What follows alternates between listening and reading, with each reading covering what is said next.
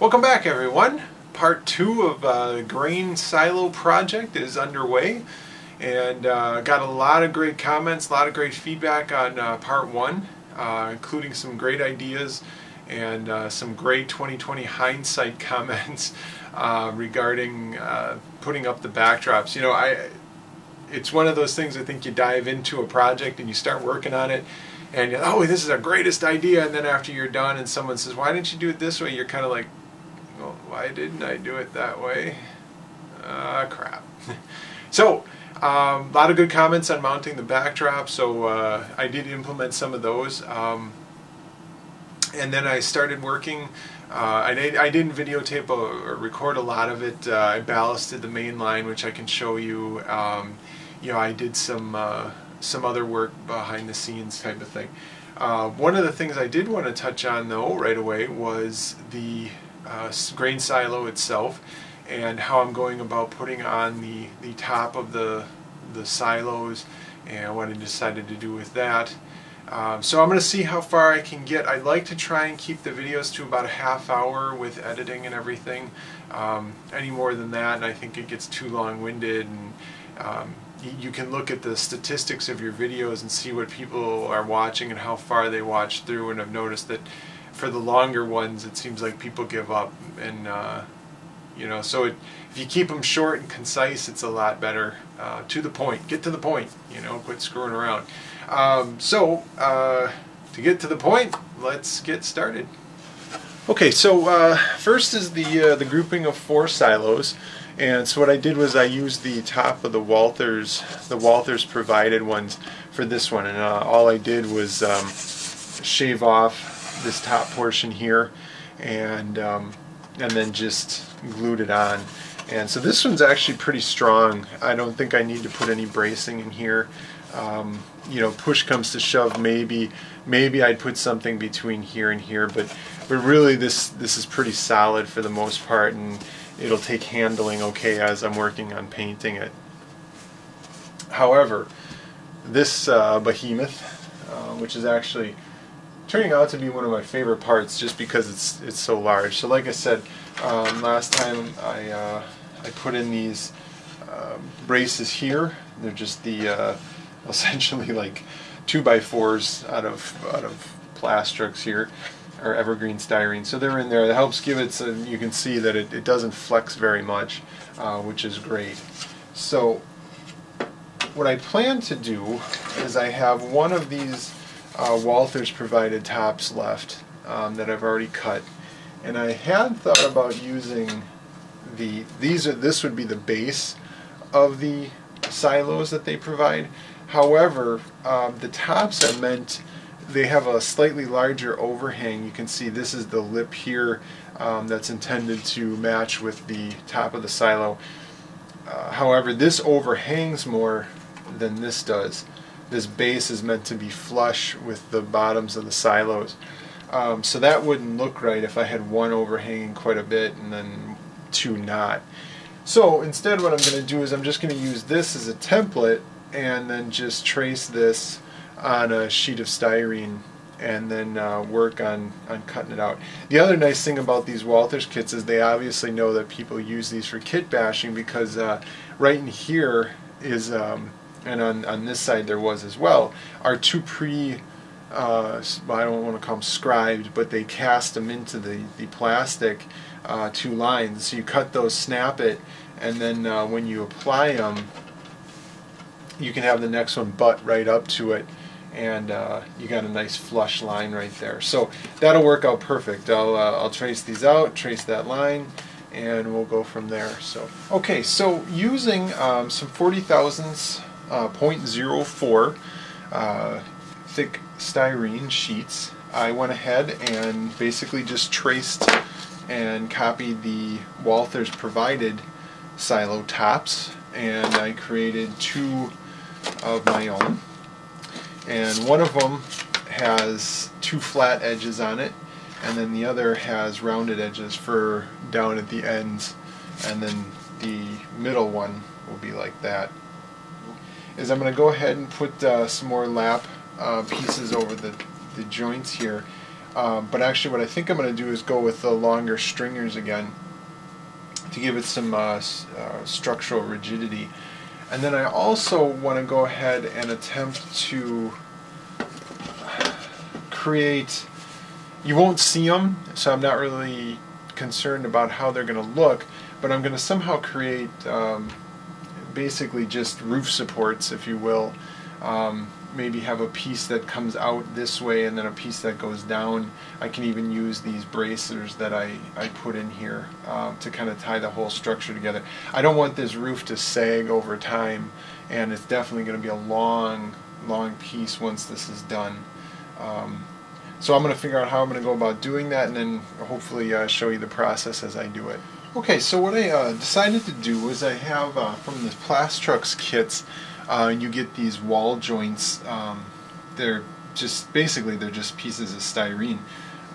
But for the joints here, temporarily, well, not temporarily, but to get the joint started and in place, I just put them on top on their edge, and that'll help to, once this the plastic weld dries, this gives a nice solid, nice rigid joint. So all I used was my Fast Tracks kit jig again, and lined it up, and these actually are pretty flush, so I'm in good shape there. So I'm going to go ahead and do the same thing down here, and I'll just I'll actually show this one as I do it. Is that on screen? Yep. Okay, we're good. Basically, I kind of just take this, slop it on, just to soften the plastic up a little bit.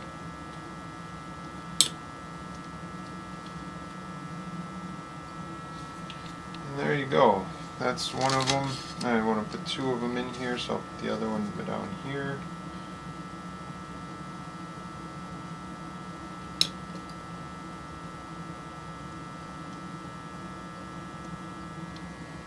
As you can see, this gets solid pretty quickly, and it doesn't have anything to do with temperature or humidity, as far as I know. I mean, maybe a little bit, but it just softens the plastic up, and then as it recures, the two pieces are basically welded together. So you get a nice strong. It is breakable. Like for instance, on this main structure here, I had a joint that I didn't really like, and you can slowly work, and it will separate. But what you get is a disfiguration of the plastic itself. So you want to make sure that if you ever do that, it's not on a surface that's going to be visible. Since this is the underside of this, I really don't care. You can see I've got excess weld that kind of bled around.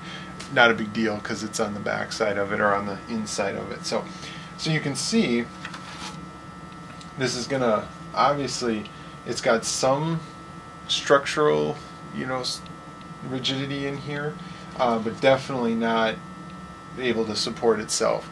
So I'm going to have to come back and probably use some more of these, the larger pieces that I used on the main structure, and put those in here, and hopefully that'll help really kind of stiffen up the roof quite a bit. Alright, nothing big to show there, so we'll probably flash ahead to the results. Okay, I think this is the epitome of hodgepodge. Instead of using, I really kind of value these strip styrene by Evergreen. It's I like using these more when I've got when I have to have a very straight piece, and so basically what I'm saying is I want to save these for the roof supports. So instead, what I did was I went through my scrap bin of styrene, and I found all sorts of short little segments from various different kits, and put down some glue, put them in different sections, and then just started interlocking them. And you can see this plastic weld works so well with styrene.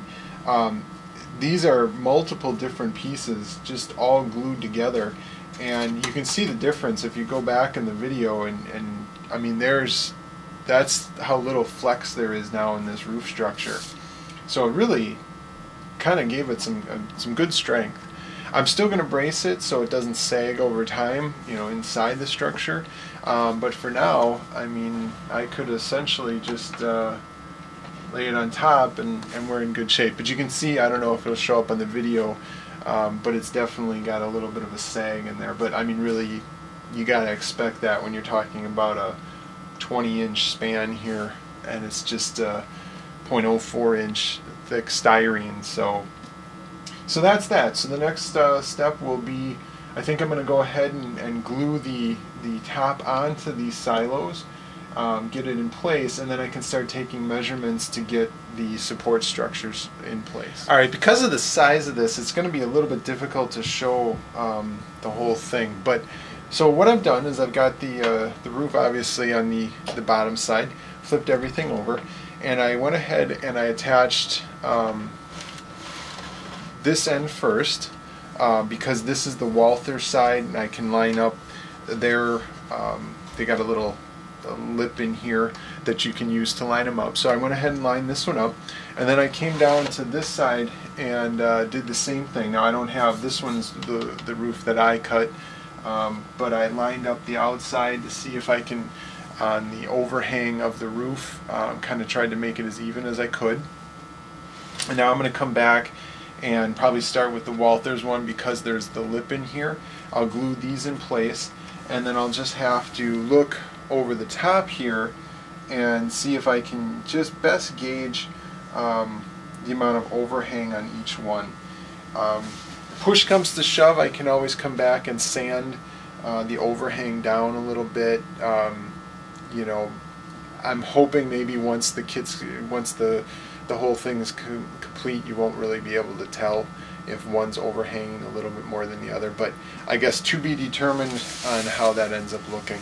So I'm going to go ahead and finish gluing these, and we'll flash to the next part. Alright, well, here it is. Here's the finished entire, we'll call it the superstructure. I mean, it's not that big, but it's pretty big. I guess I won't call it finished, but you know, this is the roof and everything mounted. It took quite a bit of adhesive, the plastic weld, to get in there, but she's all welded in, and actually it's pretty solid for being such a large structure, and the few support braces that I have in there, it's holding up pretty well. However, just because over time things are going to start to you know, just relax and fatigue, and I want to take the stress off any joints and everything. I'm going to come back now and cut some of these guys, and we'll just get the right height on them, and I'll probably brace them across from these joists here and get them supported and get them in there. Probably just two of them, one at each, you know, again cutting it into thirds, and that should be enough then hopefully to support the roof. But as you can see, it's not sagging all that much actually, and it's got some pretty good spring back on it. But just in case, over time, I would prefer not to have to worry about it. So, all right, that'll be the next step. Okay, well, so this is the bracing that I decided to do on the inside of this structure, and as you can see, it's kind of haphazard and a little bit of hodgepodge, but to be honest, it's on the inside. Nobody's really ever going to see it, and it's all about support. So you kind of got to go with whatever's going to work best for your structure, and you know, my objective is to keep the roof from sagging too much. Now, the one thing I did notice, I think because I cut these two roof pieces out myself and then tried to line up the actual Walther's kits, the roof has a natural bow to it, and it's not real noticeable, so I'm going to see as I get along here. I might have to do something about that. But in the meantime, what I went ahead and did was put two braces in, this angled braces that went from this piece here up to the roof. That helps take the little bit of the sag out. And then I also created just a structure of these guys here, a little cross member here, and this is more just to keep these two from moving this way and that way. And then these here, if you can see them, I don't know if they'll show up, but right here, and these are just to keep these from moving in and out. So then when it sits upright. You know, it's pretty solid. This will obviously be against the backdrop, and so I think we're in good shape here. So we're going to call this portion of it done, and I think I'm going to move on to the head house itself. There's a lot of windows and doors and roofs and stuff like that to put in, so we'll flip over to that now. So on the front of this structure, there's a little bit of an unsightly seam that runs along here, and I thought I could blend that a little bit better, but I'm not having much luck. So what I think I've decided to do is I found a few pictures, and you know, grain elevators and are pretty much varied. You know, no two are really the same. So I found a few pictures, and there's some that indicate they're like these panels or these walls had a seam, just a small strip. So I'm going to take an out of styrene.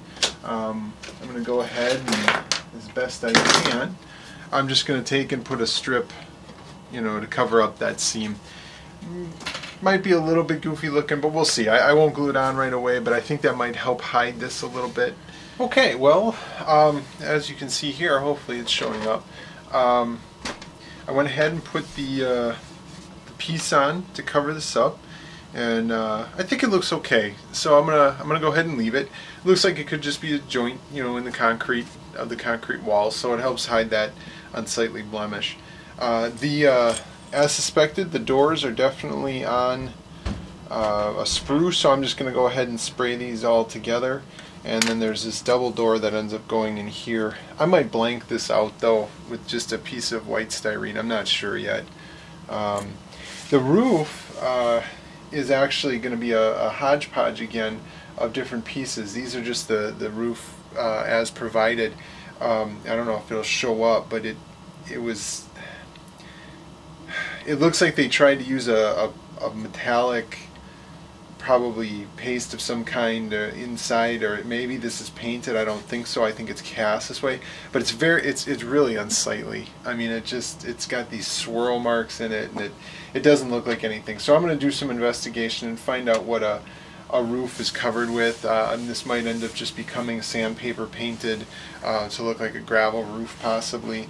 I'm not going to go ahead and glue these down though. I want to, you know, take care of either painting them or putting the sandpaper over the top of them first, and then I'll come back and paint them.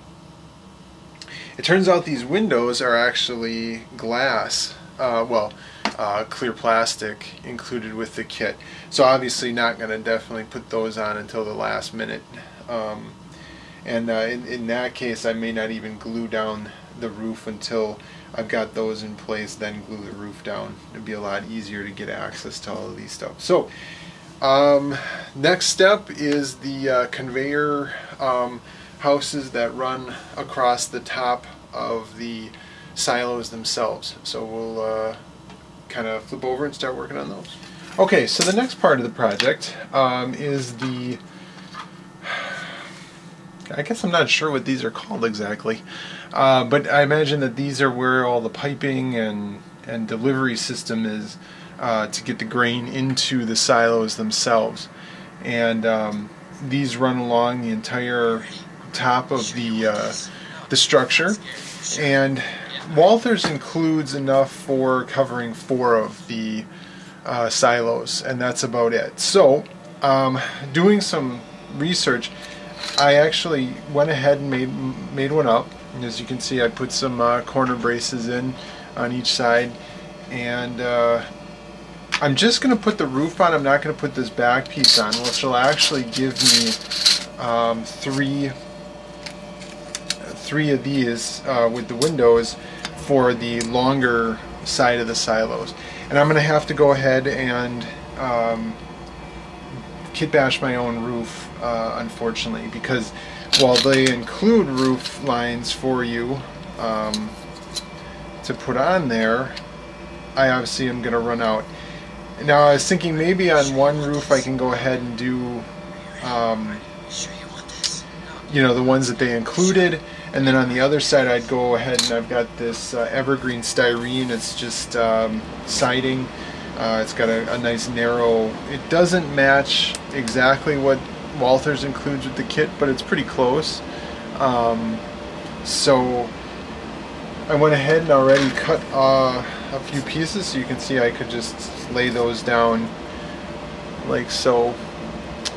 I think that's probably what I'm going to end up doing, and then once it's painted, I'll paint this a metal fake aluminum color as well, and then hopefully it'll blend in and look okay.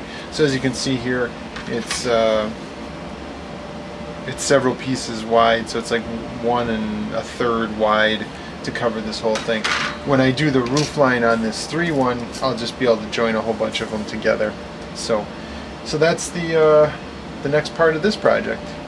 Okay, so doing a larger structure like this, painting is going to be a concern because you're going to be using a lot of paint, and the plan is, and when you're kit bashing with multiple different types of materials, although Walther's kits are a form of styrene, they're not the same as your evergreen styrenes.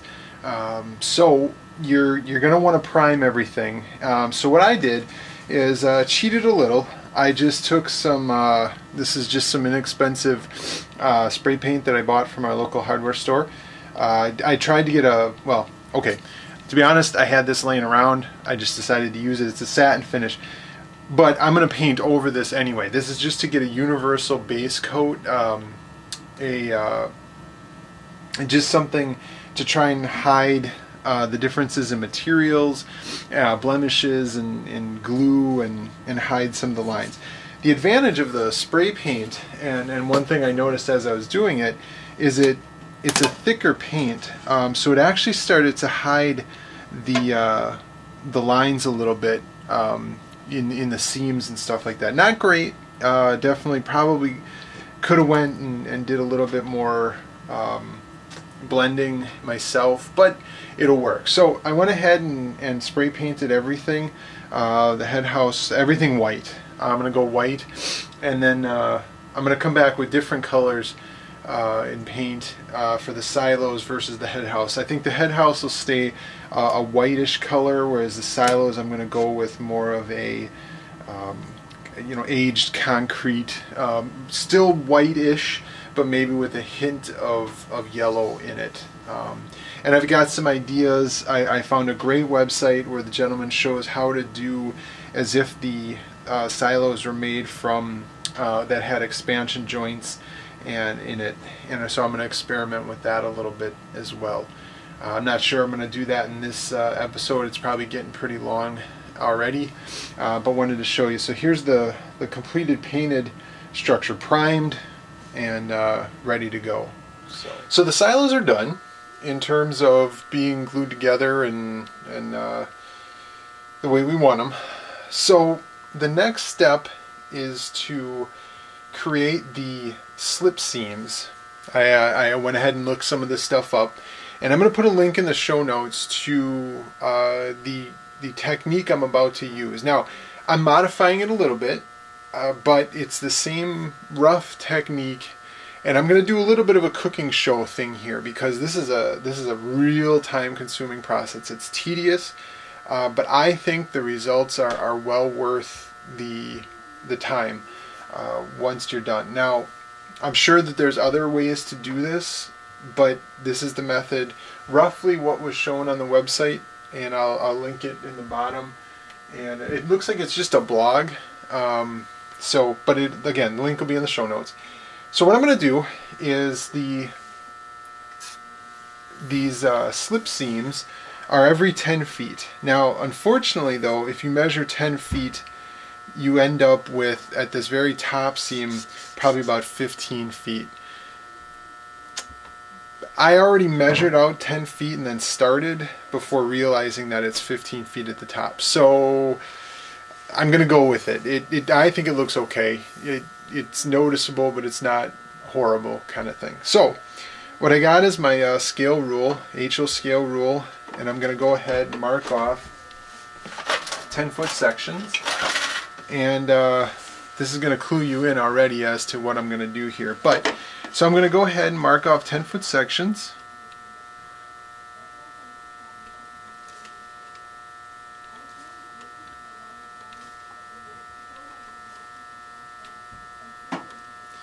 And then as you can see, this last one is just shy of 15 feet. But, oh well, not much we can do about that. Okay, so I've got, for now I'm just going to do these 4 for now. I obviously have to do the whole thing across, but we'll start with 4. So then the next step will be, once again, to take my Fast Tracks jig here, some painter's tape.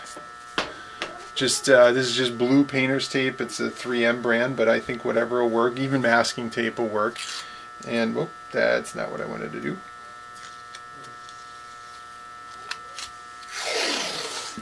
All right, so I'm just going to lay down a strip here. You can hear my children upstairs. Probably in the background. Alright, so I'm just going to take this end off here. Don't need those. I'm going to cut this end here.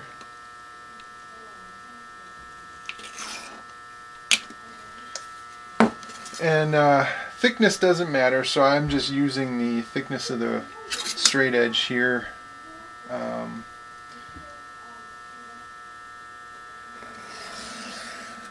But I am going to use this inside edge. But you know, the good thing is that the process, it doesn't really matter. So I've got a strip, and bring my towers back in. Okay, this is a little bit of the difficult part, and it's going to be a little bit hard to show. But basically, what I'm going to do is I'm just going to take the blue painter's tape and create a line, and this is going to help me create the seam.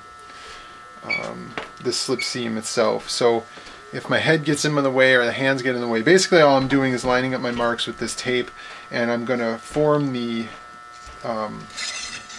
tape into these joints. And how I'm going to do that, I'm just going to use my straight edge here, and when I've got it all lined up, I'm just going to press it into place like this, and that'll help get into the seam. Now, normally if I was painting, you'd want to have a really good solid seal on this, but you're going to see in a second why that isn't as important the way I'm doing it here.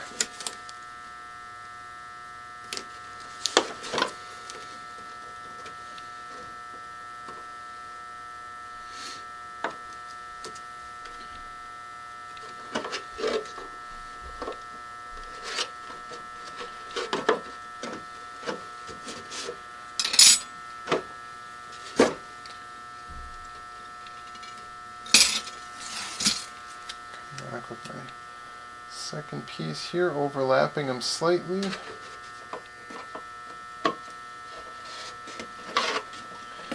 Okay, just going to start with this section here for the sake of time. Now, the technique that's shown on the website and the link that I include, he suggests using paint. However, the problem with paint is you're going to have a really good seal, and it could bleed underneath here, which means you'd have to come back. And a lot of times when I work with painter's tape, and if I'm painting an engine or a car or something like that, I will seal it with the color that's underneath, and that creates a nice seal on the paint to the two surfaces, and you get a nice sharp line. I don't want to do that here. It's going to be even more time consuming. So in that article, he talks about using a drafting pencil to create the sharp line, the actual slip seam. So that gave me an idea. And as alluded to, I went ahead and I grabbed some of my kids' colored pencils. And what I'm going to do is basically just come in and start drawing in a slip seam line. And I'm not going to stop there. What I'm going to do, that's not what I wanted. I'm going to do that along this entire piece here. Okay, so the next key to the process is creating streaks. And you'll see that in the article. And that's where I'm going to deviate, because he talked about using paint. I decided that if I'm using a pencil to create the line, I'm just going to use a pencil to create the streaks. I gotta admit, I'm much better with a pencil or with a colored pencil than I am with paint and paint brushes. I can't get a good fine lines. I've never had real good luck trying to create streaks and such using a paintbrush. So what I decided to do is using the side of the pencil, because that's going to be a nice soft edge, is I'm just going to come in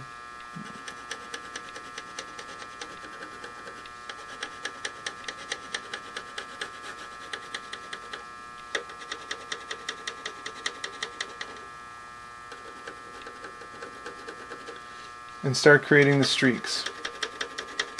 Now, based on my experience, you want to go a little bit darker than you think. And keep in mind, this isn't the final look. We're basically just creating an underlie. And if you already read the article, or you're going to read the article, what you'll see is, what we're going to do is, I've already created the white coat here. I'm going to create these streaks. And then I'm going to come back and I'm going to paint over all of this, the final color of whatever it is that I'm looking to paint. I have a flow quill or a polyscale paint that's an aged concrete. So I'm going to come back and paint over all of this. And in a second, after I finish showing you this technique, I'll show you the end result and how it turned out. And so really, now you might be able to see this in the video, you're seeing almost like the pencil lines. It's okay. We're going to do several blends of several different colors, which one helps hide the lines. But then once the final coat goes over, those pencil lines really kind of disappear. So we'll continue on here. And what I found is once you've hit like the main, the peak on this part, you don't want to kind of start working. You're going to want to come back from the other side and always use the edge, because that's like softer. If you start to use the end of it, you get these really hard lines, and instead of looking like streaks, it looks more like scratches or gouges in the surface. And maybe that's what you want, but for this, I'm looking for more like this is just rainwater washing dirt down, and it's just streaking with mud and debris, and just stuff like that. So I want to keep it softer than that. And here's why it's not as important to have this sealed really well. As long as it's sticking down, I'm just using this paint tape as a basic stop. Kind of like when you're a kid and you used a piece of paper to create a straight line, you just use your crayon up to the edge of it and you got this really nice straight line. That's essentially what we're doing here. So you want to be varied in which lines streak down. You don't want to keep it all. You don't want to create an icicle lights effect on your house. Keep some of it short, some of it long. Blend them, make them longer. You want to try and keep each of them different. You don't want, this is weathering, this is nature. There's nothing uniform about it. So, as you can see, I'm stopping at about the halfway point. I went ahead and grabbed a whole bunch of colored pencils from my kids, and thankfully they must have gotten a box of, I don't know, 64 colored pencils, but there were all sorts of gray colors and light brown. I broke it. So I ended up just taking a brown and then a gray, and I come back and I do the same. Now I'll go ahead and so I came back in here, just working a little bit of brown again, trying to work with the edge. And you can already start to see that I'm starting to blend the pencil lines a little bit with the different colors. And the gray really draws them together well. I'm going to come back with the gray itself. The one thing you want to avoid is you want to just keep going up and down and slowly moving over.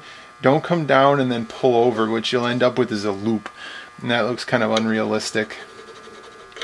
Okay, so I flipped it around, and now I'm coming back and doing the other side here. Same technique.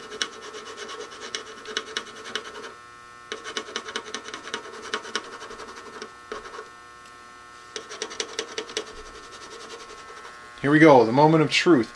I can reuse this tape quite a few times. The edge doesn't really, even rubbing up against it, the edge doesn't get too worn out.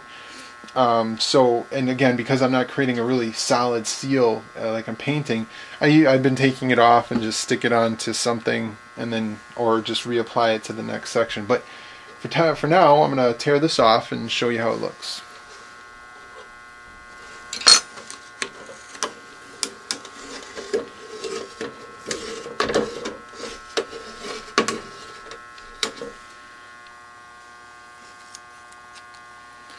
So there we go. It doesn't look like much now, but you're going to have to repeat this process ad nauseum, and every 10 feet come back and do the same thing all the way across all the silos. So you see the importance of how creating a varied look is going to be important, because you don't want it to look too uniform. So, alright, now in true cooking form fashion, here is the end result. I'm going to bring in the group of 4 silos that I did, and I'll show you what it looks like. Okay, here it is. This is after a coat of aged concrete, polyscale or poly-S paint, and you can see there is the slip seams. But really, the pencil lines have blended in really well, in my opinion. There's some dark spots in the cracks there, no doubt about that. But I think when you're backed up enough, I mean, if you put your nose up against it, you're going to see that there are pencil lines in there. However, I think the shading is light enough, but yet it creates the effect I'm looking for. You know, and I didn't go over too heavy of a coat. I wanted to keep it such that it looked like the concrete was discoloring and, you know, it not uniform. So there's some light areas on these, and there's some darker areas where I oversprayed a little bit more. But overall, I was pretty, you know, this is the first time I've ever tried this technique, and I think I'm pretty happy with the results. It wasn't too hard a process. It was tedious and time consuming, but I think the results are going to be good enough for me. Okay, well, I think for now I'm going to call that the end of part 2. Obviously, this is becoming a major project, and definitely more than 2 parts. I've got a lot of painting and pencil weathering, I guess, to do with the rest of the silos. I also, based on the website that I used, the gentleman also used the same pencil technique, well, paint technique, for the main head house itself. I'm debating on that. I've seen pictures where it's got some weathering at different levels, as if it was made from sheets of concrete as well, and there's joints. I've also seen them where it's just a solid wall of probably a concrete form. So I haven't decided on that yet. But so painting to come. I figured you saw the end result of what I'm achieving. Now I've got to finish that up. So the next steps obviously are to finish off the head house and the buildings along the top of the silos. I've got the new grain conveyors to build, and so I'll probably be recording those and showing those as part of the next part. And then what I'm looking forward to the most is the surrounding scenery and grass, trees, backdrop, all that kind of stuff. So again, those are in my other videos, so I don't know that I'll show a lot of that, because I've kind of already covered those techniques. For the backdrop, I have an idea. Based on when I did my original backdrop video, I got a lot of good suggestions, and I haven't painted a lot of backdrops since then, so I might try some new techniques, and if they work, maybe I'll record it anyway, just in case. So, but I wanted to pay it forward to several different users. Now, I want to be clear, I watch a lot of people's videos, and I apologize if I point out one, and I spend a lot of time on everybody's, and I really appreciate what's out there. And so if I'm highlighting one and you feel like I'm missing someone, or I'm missing you, and please point out in the comments, hey, check out my videos. I'd be happy to. I love watching them. And recently I got a plug from this gentleman's channel, and I believe he's over in the Netherlands. So hey, across the pond, I love it. And his username is, where is it? Vooyen, so Vooyen. I'm probably butchering that name. But again, I'll throw a link in the show notes so that way you don't have to rely on my spelling. Also, Fishplate Films, which as far as I can tell, he's in Australia, possibly New Zealand, but I believe it's Australia. Great, while both gentlemen are, well actually Fishplate Films looks, I believe he's doing a BNSF layout despite not being in the US, so a US modeler. But some really neat stuff, and the Vooyen, he's doing live catenary on his layout, being a European-based and electric, electric instead of diesel for some of it. That's some neat stuff. To go ahead and do that is the next level of wiring, or next level of detail. That's really kind of neat. And then the third one is non-model related, and I don't know that he's updated his site recently. However, I highly suggest this gentleman's website simply for the painting, weathering, and detailing techniques. He's more of a modeler of more military modeling, tanks and dioramas almost, shadow boxes and stuff like that. But his username, and again I'll throw links in the notes, but his name is Scale Model Medic, all one word. He has got some really neat techniques for modeling or weathering, and I think that it doesn't matter that it's for military models. It'll work for trains and our buildings and stuff like that. They're kind of universal techniques. So I highly suggest all three of them.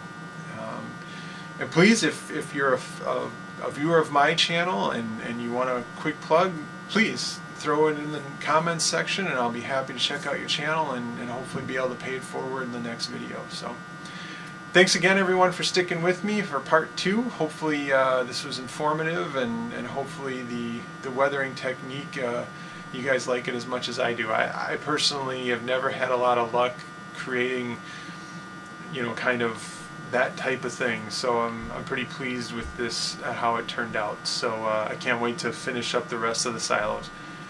1, to see how it looks, and 2, because it's a tedious process and I kind of want to move on to the next stage. So thanks a lot everyone, and we'll see you next video.